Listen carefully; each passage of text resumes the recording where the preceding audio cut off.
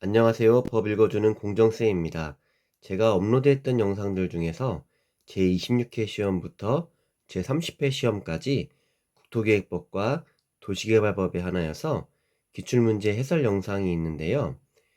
부동산 공법 50점 맞기 시리즈를 제외하고 꾸준히 시청해주시는 영상이더라고요. 그 영상들이 업로드한 지 2년이 다 되어가다 보니까 그간에 법령이 개정된 사항도 있고 또 국토계획법과 도시개발법 외에 다른 법령까지 해설을 요청하시는 분들이 많아서 28회부터 작년 32회까지 전 문항에 대해서 해설 영상을 계속해서 올려드리려고 합니다. 앞선 페이지에서 안내해드린 대로 기출 해설집을 보시기 편하게 전자책으로 엮고 있어요. 그것도 많은 관심 부탁드리겠습니다. 그럼 28회 국토계획법 시작합니다. 41번 국토의 계획 및 이용에 관한 법령상 광역도시계획 등에 관한 설명으로 틀린 것은 단 조례는 고려하지 않음. 제가 다른 영상에서 설명을 드렸던 것 중에 하나가 문제를 빨리 읽는 방법이 있었는데요.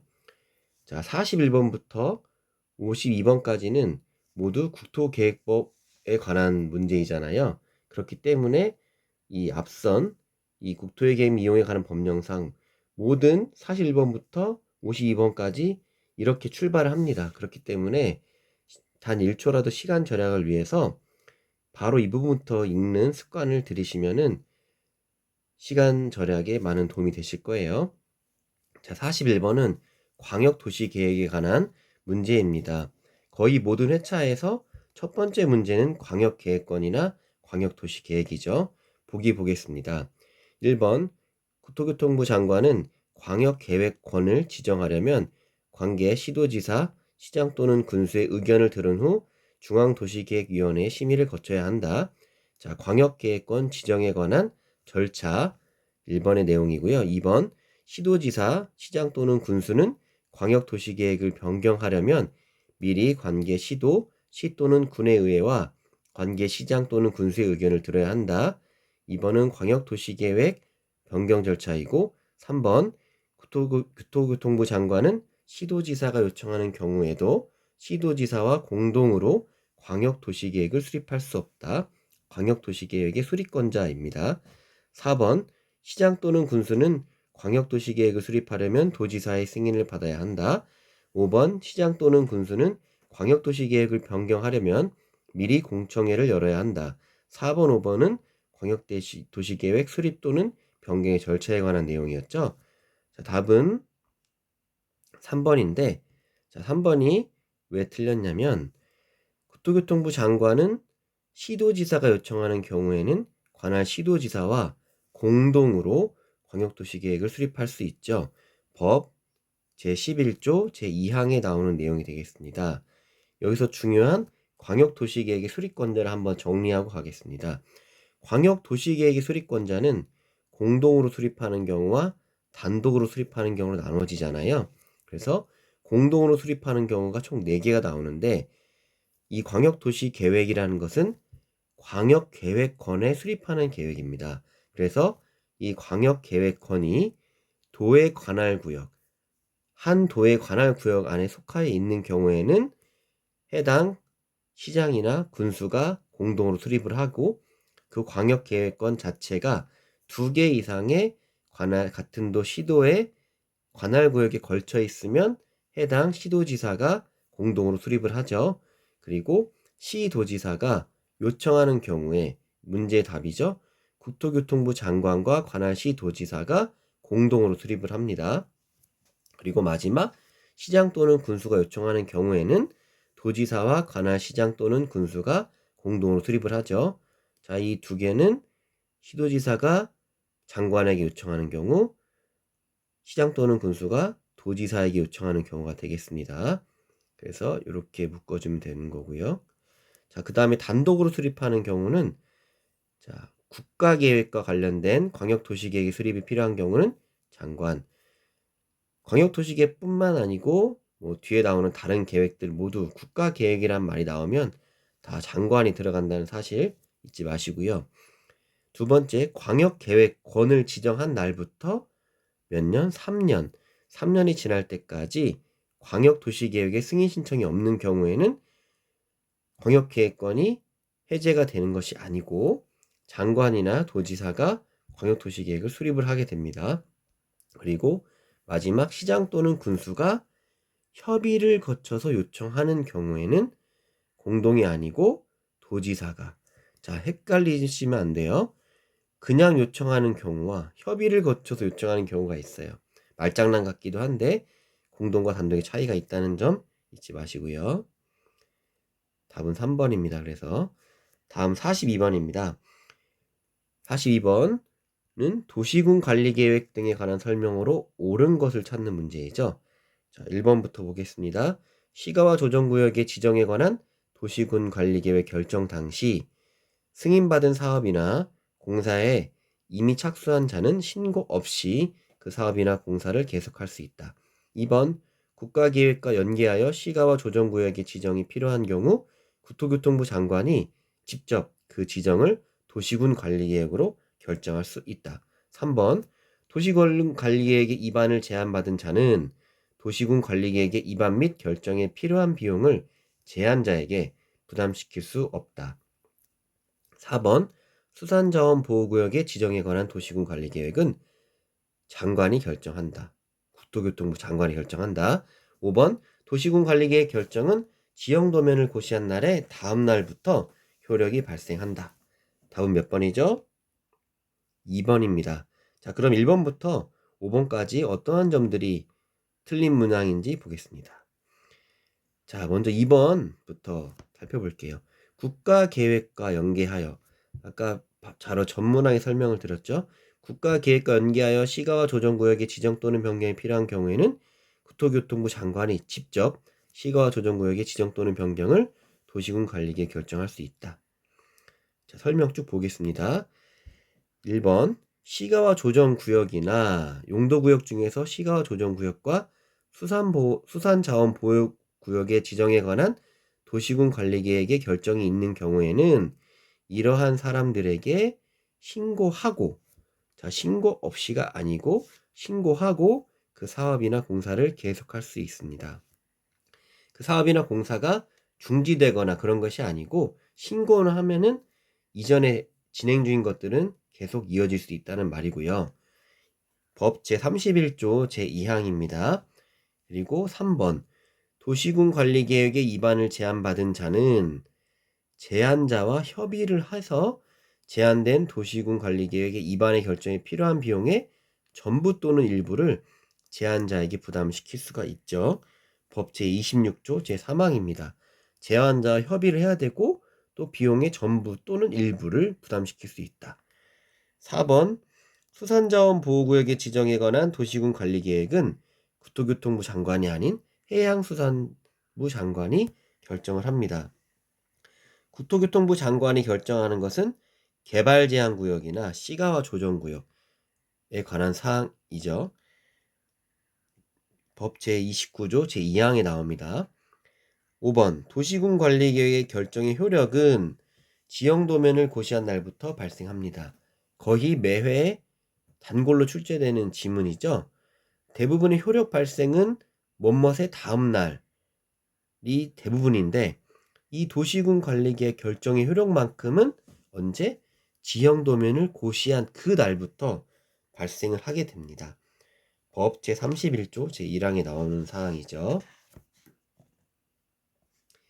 자, 다음 문제입니다.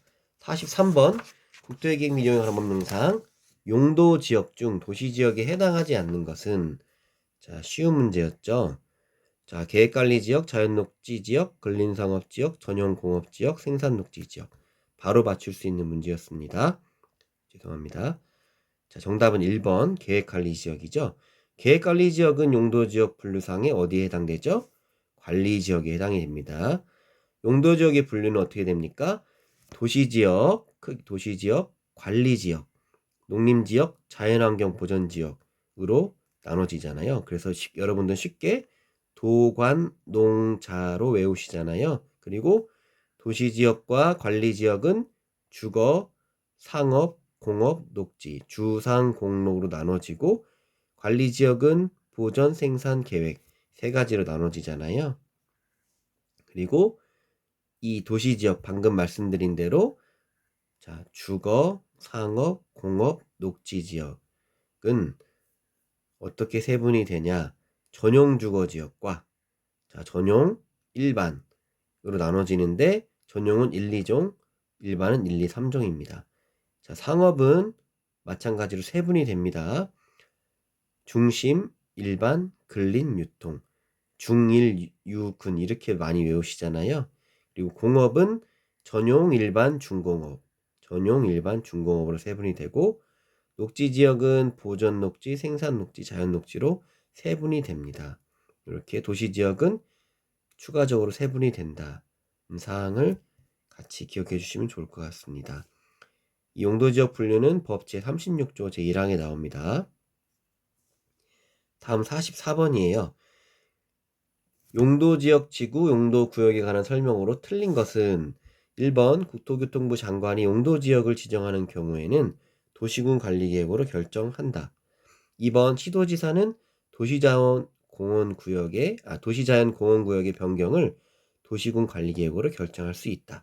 3번 시도지사는 법률에서 정하고 있는 용도지구 외에 새로운 용도지구를 신설할 수 없다. 4번 집단 취락지구란 개발 제한 구역 안의 취락을 정비하기 위하여 필요한 지구를 말한다. 5번 방제지구의 지정을 도시군 관리계획으로 결정하는 경우 도시군 관리계획의 내용에는 해당 방제지구의 재저감 대책을 포함하여야 한다. 답은 3번이 되겠습니다. 자, 3번을 보면 시도지사는 또는 대도시시장은 지역 여건상 필요하면 조례로 용도지구의 명칭 및 지정 목적, 건축이나 그 밖의 행위의 금지 및 제한에 관한 사항 등을 정하여서 법률에서 정하고 있는 이 국토계획법에 정하고 있는 용도지구 외에 용도지구의 지정을 또는 변경을 도시군관리계획으로 결정할 수 있다. 즉 새로운 용도지구를 신설할 수 있다는 내용이 되겠죠. 그래서 해당 내용은 법 제37조 3항에 나오게 됩니다. 그리고 추가적으로 이 도시군관리계획 결정을 통해서 용도지구도 세분을 할 수 있대요.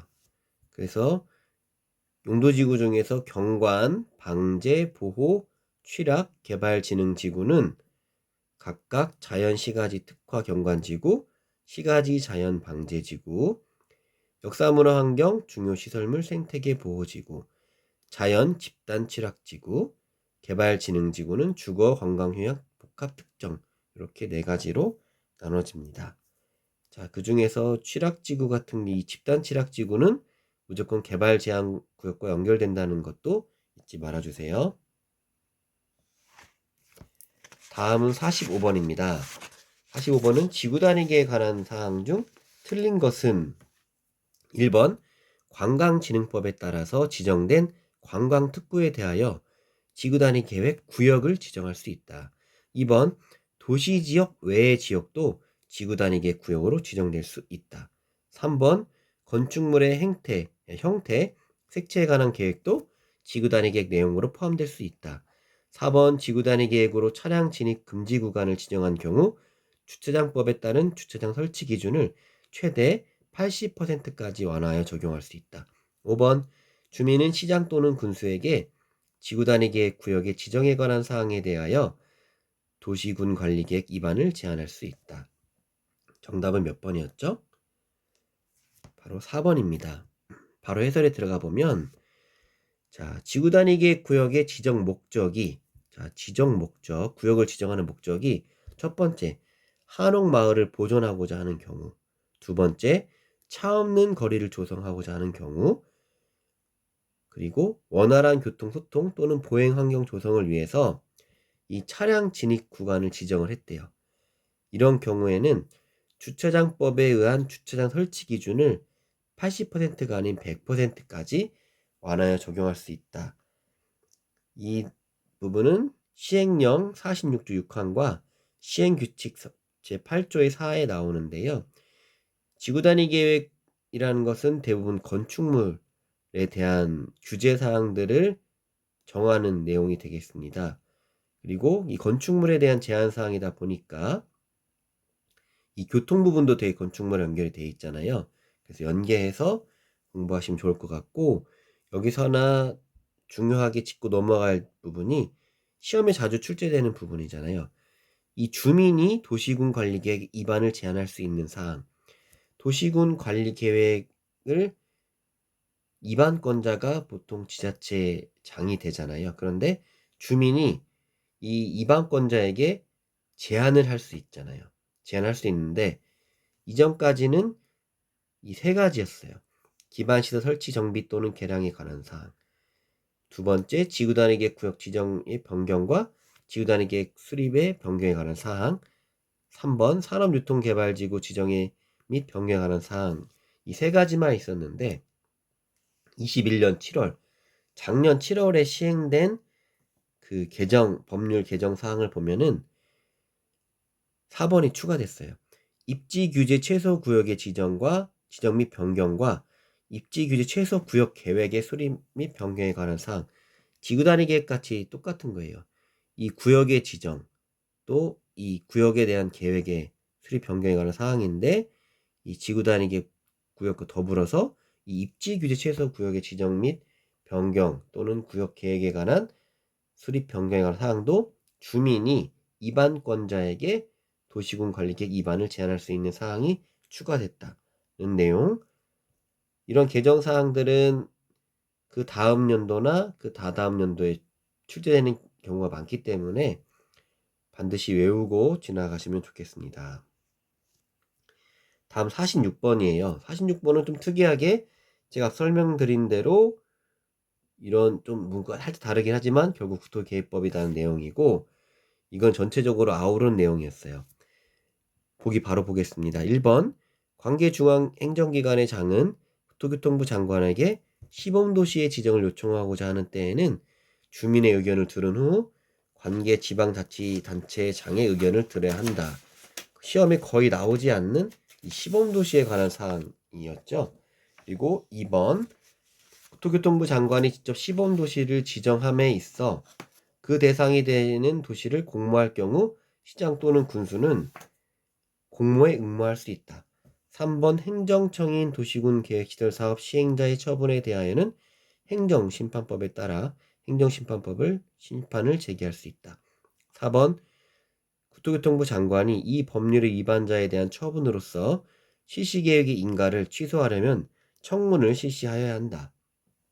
5번, 도지사는 도시군 기본계획과 도시군 관리계획이 국가계획의 취지에 부합하지 아니하다고 판단하는 경우에는 장관에게 변경을 요구할 수 있다. 답은 5번이었죠. 자, 5번 내용을 보면 법 제 138조예요. 여러분 법을 한번 살펴보신 적이 있었나요? 국토계획법 자체가 워낙 조항이 많고 또 뒤로 갈수록 사실은 중요하지 않는 사항들이 많이 나와요. 그래서 이 46번 문제 같은 경우에는 쉽게 여러분들이 이제 놓치고 지나갈 수 있는 부분들, 즉 보칙이나 시범도시 이런 내용들이었기 때문에 처음 보시는 분들은 조금 어려울 수도 있었던 문제가 아니었나 싶고, 자주 출제되는 부분은 아니에요. 일단 보겠습니다. 국토교통부 장관은 도시군 기본계획과 도시군 관리계획이 국가계획 및 광역도시계획. 자, 국가계획과 광역도시계획은 도시군 기본계획과 도시군 관리계획보다 상위 계획이에요. 그래서 이 그러니까 얘네는 하위 계획이 되는 거고 얘네는 상위 계획이 되는 거, 녹색이. 그래서 이 하위 계획이 상위 계획의 취지에 부합하지 아니하거나 도시군 관리계획이 도시군 기본계획 취지에 부합하지 아니한다고 판단하는 경우에는 자, 누구에게? 시장 또는 군수에게 요구를 할 수 있습니다. 자, 그럼 5번이 왜 틀렸냐면 국토교통부 장관은 도시군 기본계획, 이 도시군 기본계획에 대한 수립 또는 변경의 권한이 없어요. 되게 복잡하게 설명을 했지만 기본적으로 도시군 기본계획 자체에 대해서는 국토교통부 장관이 직접 수립하거나 변경을 할 수가 없습니다. 그래서 반대로 장관이 이 지자체장에게 변경을 요구를 하는 거예요. 그 내용이 되겠고, 그리고 그 4번 청문에 대한 내용이 나왔는데 지난 회차였나요? 지지난 회차였나요? 이 청문 실시 대상에 대해서 쉽게 나왔던 적이 있었습니다.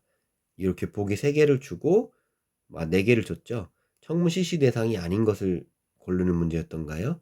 그래서 국토개법상에서 청문 실시를 해야 하는 경우가 3가지가 있는데 개발행위 허가, 이 허가를 취소할 때, 그리고 도시군 계획시설 사업의 시행자 지정을 취소를 할 때, 그리고 실시계획 인가를 취소를 할 때, 청문이라는 것은 어떠한 이미 허가를 내줬거나 승인된 내용을 취소하려고 할 때 마지막으로 당사자에게 기회를 주는 거잖아요. 그래서 이 취소가 기본이 되고 마지막으로 해명할 수 있는 기회를 주는 게 청문이 된다. 이것도 시험에 가끔 나오는 부분이니까 꼭 암기해 주시면 좋겠습니다. 다음 47번입니다. 이번엔 기반시설 부담구역과 기반시설 설치 비용이 나왔네요.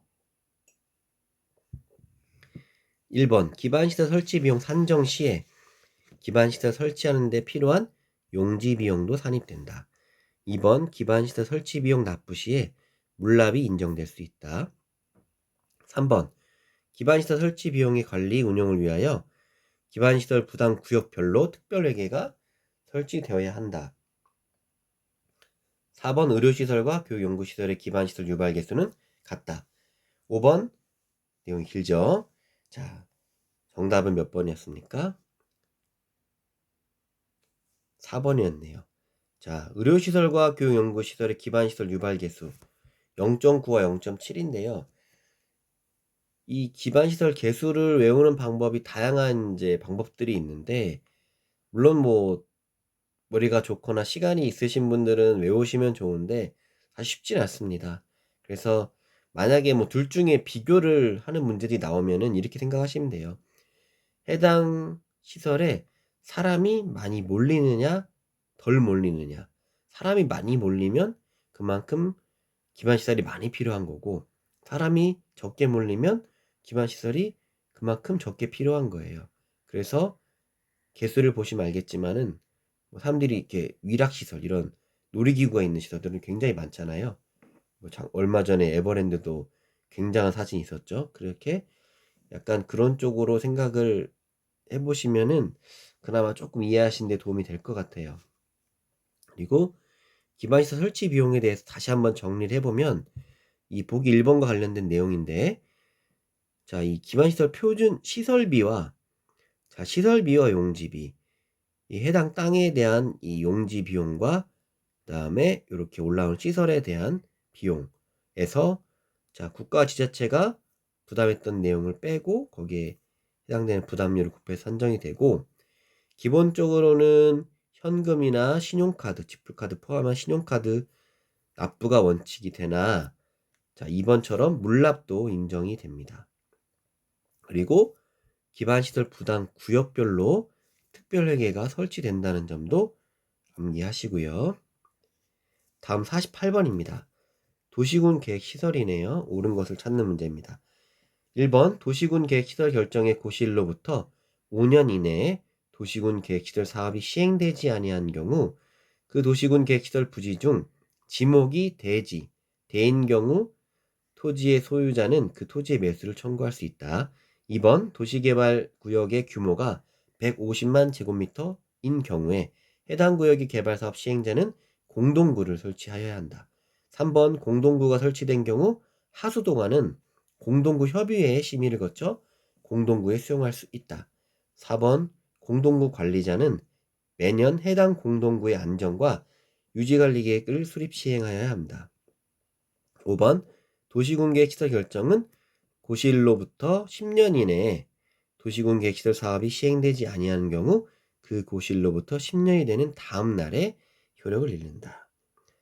답은 3번이었는데, 공동구가 설치된 경우에 전선, 통신, 전기, 통신, 수도, 열수송, 중수도, 쓰레기 수송과 시설은 공동구에 의무적으로 넣어야 되는 부분인 거고, 자, 가스하고 하수도는 이 협의의 심의를 거쳐서 넣을 수도 있고 안 넣을 수도 있습니다. 그래서 옳은 것은 3번이 되겠고요. 1번부터 어느 부분이 틀렸는지 보겠습니다. 1번 도시군계획시설에 대한 도시군관리계획 결정의 고시일로부터 5년이 아니고 10년이죠. 이 도시군계획시설 매수 청구권 자주 나오죠.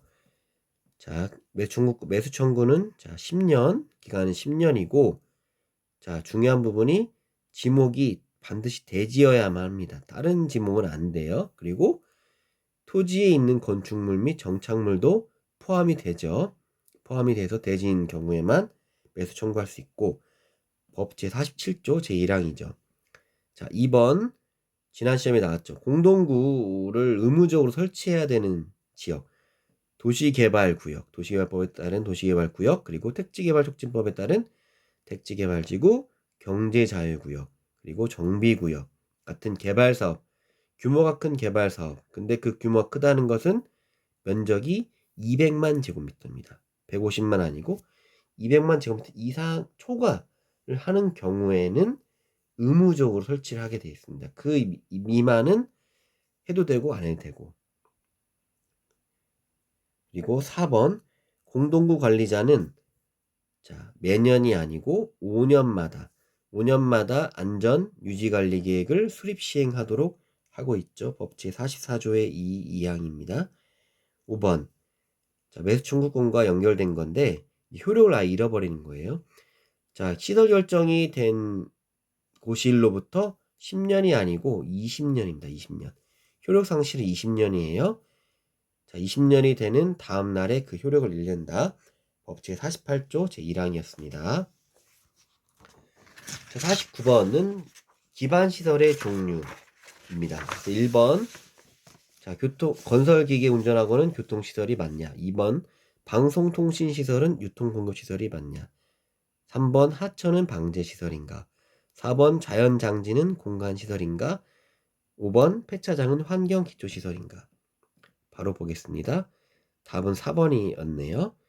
자, 자연장지는 장사시설이죠. 장사시설은 공간시설이 아니고 보건위생시설에 해당이 됩니다. 이 기반시설은 시행령 제2조에 상세하게 나와 있죠. 자, 어떻게 구분이 되죠?